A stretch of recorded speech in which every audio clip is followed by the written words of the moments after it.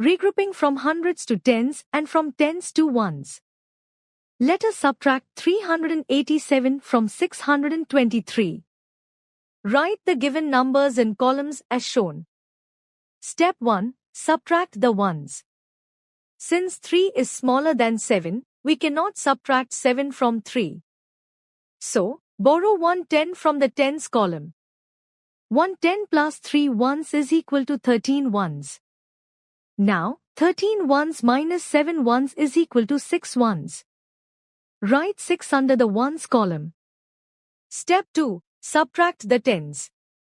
After borrowing, we are left with 110.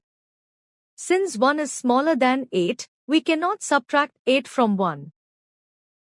So, borrow 1 from the hundreds column. 100 plus 110 is equal to 11 tens. Now, 11 tens minus 8 tens is equal to 3 tens.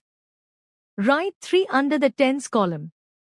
Step 3. Subtract the hundreds. After borrowing, we are left with 5 hundreds. 5 hundreds minus 3 hundreds is equal to 2 hundreds. Write 2 under the hundreds column.